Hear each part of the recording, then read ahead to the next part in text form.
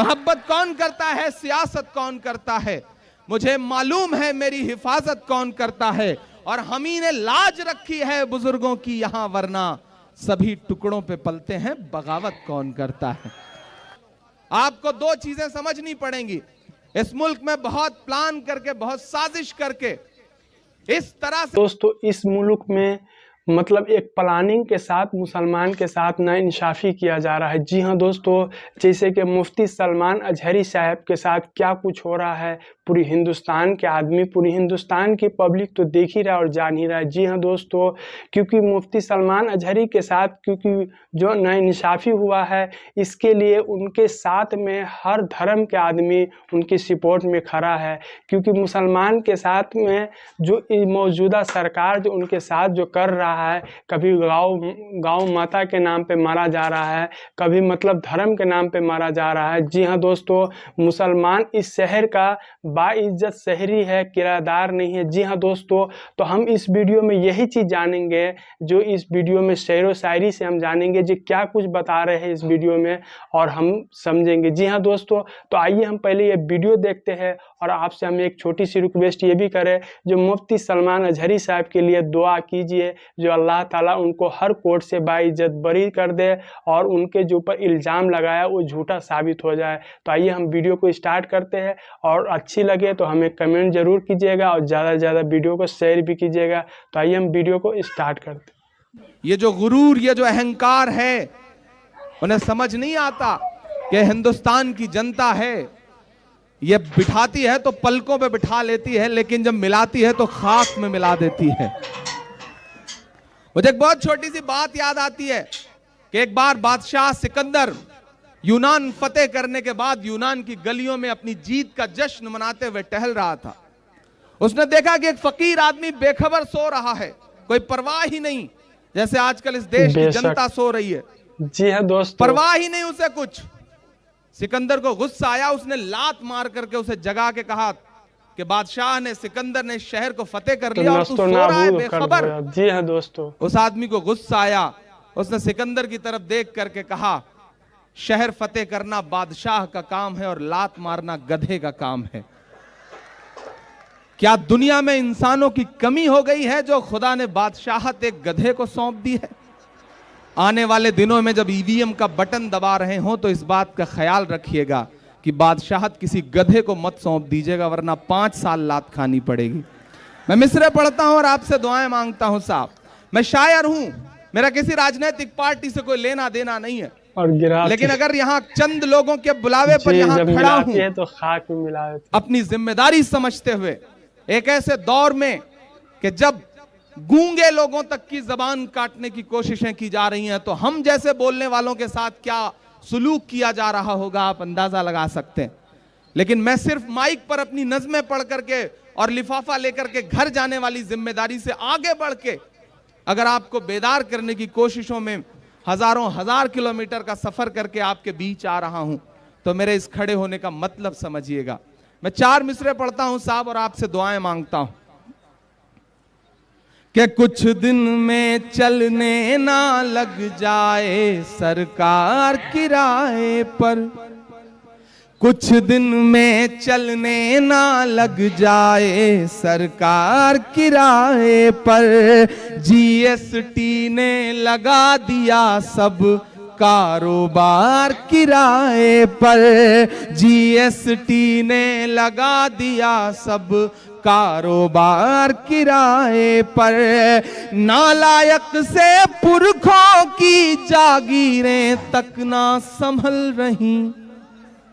अब पहुंचना अगले मिसरे पे कि नालायक से पुरखों तक की जागीरें ना संभल रही, लाल किला भी उठा दिया है देखो यार किराए पर, लाल किला भी उठा दिया है देखो यार किराए पर। सर तोड़ दिया है। लेकिन मैं उन ताकतों से यह भी कहना चाहता हूं, अमित शाह कहते हैं कि 50 साल तक मोदी को कोई हिला नहीं सकता। किसी शायर ने कहा है कि गमों की आंच में भी मुस्कुरा कर चलना पड़ता है, गमों की धूप में भी मुस्कुरा कर चलना पड़ता है, ये दुनिया है, यहां चेहरा सजा कर चलना पड़ता है। और तुम्हारा कद मेरे कद से बहुत ऊंचा सही, लेकिन अगर आपके शब्दों को मैंने अपने शब्दों में जगह दी हो तो उठे के खात आपका गुस्सा तालियों में, कि गमों की आंच में भी मुस्कुरा कर चलना पड़ता है। ये दुनिया है, यहाँ चेहरा सजा कर चलना पड़ता है। और तुम्हारा कद मेरे कद से बहुत ऊंचा सही, लेकिन चढ़ाई पर कमर सबको झुका कर चलना पड़ता है। चढ़ाई पर कमर सबको झुका कर चलना पड़ता है। ये वो ताकतें हैं जिन्होंने ये सोच लिया है कि वो जो चाहेंगे वो होगा, वो जो तय करेंगे वो आपको खाना पड़ेगा, वो जो तय करेंगे वो आपको पहनना पड़ेगा, वो जो तय करेंगे वो आपको बोलना पड़ेगा। और हद तो ये है कि उन्होंने 4-6 जमूरे छोड़ रखे हैं जो आजकल तय कर रहे हैं कि आपको कितना करना है। वो बताएंगे कि इतने बच्चे पैदा करो, ये करो, वो करो, ऐसे ऐसे जमूरे छोड़ रखे हैं। ये कभी नहीं होता था मेरे मुल्क में। ये गांधी के सपनों का भारत है। ये वो भारत है जिसे मौलाना आजाद से लेकर के पंडित नेहरू से लेकर के उस वक्त के जो बड़े लोग थे, उन्होंने अपने ख्वाबों में जो खाका बनाया था, उस खाके में अपने खून से उस कैनवस में इसका रंग भरा था। आज वो कहीं ना कहीं टूटता हुआ दिख रहा है। राम का मंदिर बनाने वाले लोग नाथू राम का मंदिर बना रहे हैं और लोग चुप हैं। ऐसे दौर में खड़ा होकर के मैं 4 मिसरे पढ़ता हूं साहब, कि नफरत वाली राय बनाना सिखा रहे हैं मोदी जी। मिसरे सुनिएगा साहब, कैसी कैसी बातें खड़े होकर के वो माइक पे भाषणों में करते हैं, कि नफरत वाली राय बनाना सिखा रहे हैं मोदी जी, जुमलों का अध्याय बनाना सिखा रहे हैं मोदी जी, रोजगार के नाम पे सबके हाथ पकौड़ा पकड़ा कर, रोजगार के नाम पे सबके हाथ पकौड़ा पकड़ा कर, गटर गैस से चाय बनाना सिखा रहे हैं मोदी जी, गटर गैस से चाय बनाना सिखा रहे हैं मोदी जी। अच्छा, जो पूरी हुकूमत आई, इसके पीछे जो पूरा ताना बाना बुना गया, एक बाबा छोड़े गए। एक बाबा हैं जो दुनिया की हर बीमारी के इलाज का दावा करते हैं, लेकिन आज तक अपनी फड़कती हुई आंख नहीं सही कर पाए। मैं नाम नहीं लूंगा, नहीं आप जान जाएंगे कि मैं बाबा रामदेव जी की बात कर रहा हूं। काला धन ले आ रहे थे, 35 रुपए लीटर जो है वो डीजल और पेट्रोल बिकवा रहे थे। ऐसा लग रहा था कि सरकार बन जाएगी तो किसी को इनकम टैक्स नहीं देना पड़ेगा। पता नहीं क्या क्या क्या क्या क्या क्या करवा रहे थे। लेकिन आज जब टीवी चैनलों पे उनसे पूछा जाता है कि आप जो काला धन ला रहे थे वो कहाँ गया, तो जो एक आंख फड़कती थी दूसरी भी फड़कने लगती है, कोई जवाब नहीं देते। मैंने तो बस 4 मिसरे पढ़े उनके लिए। उन्होंने पिछले दिनों हरियाणा के पीस एम्बेसडर हैं, वो हरियाणा गवर्नमेंट के पीस एम्बेसडर होते हुए उन्होंने कहा कि कानून ने मेरे हाथ बांध रखे हैं, वरना जो जय नहीं बोलते मैं तो उनकी गर्दनें कटवा देता।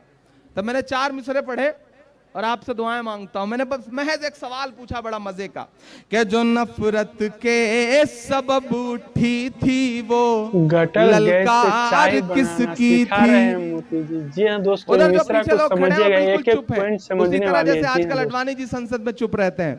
तो थोड़ा सा आप सबकी भी शिरकत हो तो अच्छा लगेगा। थोड़ा सा आप लोग भी जुबान खोलें, अपना हाथ खोलें। मैं पढ़ता हूँ, बड़ी मेहनतों से सजाई है जन संघर्ष यात्रा। कितने संघर्ष के बाद आज की ये शाम आई है, तो मैं चाह रहा हूं कि इसे बहुत यादगार बनाया जाए, इसे तारीखी बनाया जाए।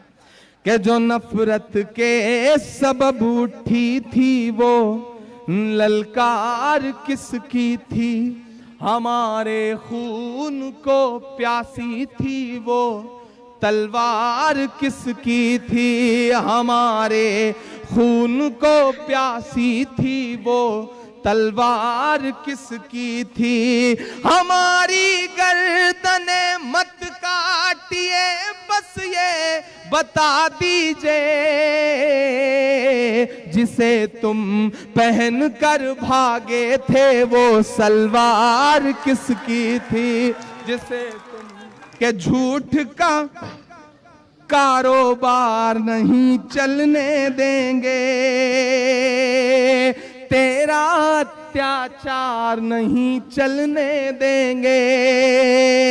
जो किसान के सीने पर गोली मारे, हम ऐसी सरकार नहीं चलने देंगे। हम ऐसी सरकार नहीं चलने देंगे।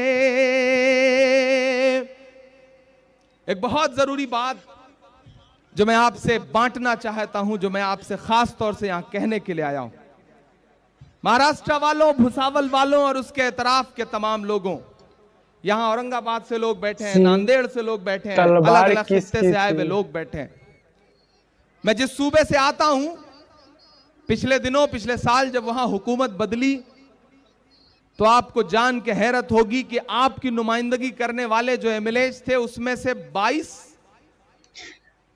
2000, 2500, 1500, 1600, आप मिश्रा समझ ही रहे होंगे आप किसके बारे में है, इमरान प्रतापगढ़ी। और जब हम सारे लोगों ने बात पे उसमें एनालिसिस किया, रिसर्च किया, तो पता चला कि चंद ऐसे लोग भी आए थे ठेकेदार बन करके हमारे आपके वोटों के, जिन्होंने 2000 काट लिया, 3000 काट लिया, 1500 काट लिया।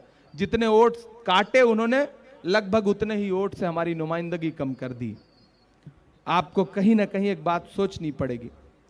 यहां तमाम मजहबों के लोग बैठे हैं, अलग अलग मजहबों के लोग बैठे हैं, और भीड़ में बड़ी तादाद में मुझे सुनने वाला मुसलमानों का एक ऐसा युवा तबका खड़ा है, नौजवान तबका खड़ा है, जो मुझे सुनता है, मुझे प्यार करता है, मेरी नज़्मों के साथ सफर करता है। तमाम बड़े दोस्तों, उम्मीद है जो आपने पूरी वीडियो जरूर देखे होंगे और एक एक मिसरे का मतलब आपको समझ में जरूर आया होगा। जी हाँ दोस्तों, ये सारा मिसरा मोदी सरकार के ऊपर ये शायर पूरा पढ़े हैं। जी हाँ दोस्तों, जो मोदी सरकार ने जो मुसलमान को मतलब टारगेट करने के लिए एक एक रास्ता वो इख्तियार करता रहता है। जी हाँ दोस्तों, आप जानते ही हैं जो मोदी सरकार है, जो मुसलमान के साथ कितना नाइंसाफ़ी कर रहा है। आप तो हर जगह देख ही रहे हैं, मुसलमान को पीटा जा रहा है, उनको मस्जिद को मतलब तोड़ा जा रहा है, मज़ार को तोड़ा जा रहा है, और फिर भी हम मतलब मोदी सरकार कहता है जो हम मुसलमान के साथ है। जी हाँ दोस्तों, आप अपना ओपिनियन हमें ज़रूर कमेंट करके बताइए। तो फिर मिलेंगे एक नेक्स्ट वीडियो के साथ, जब तक के लिए अस्सलामु अलैकुम व रहमतुल्लाहि व बरकातुहू।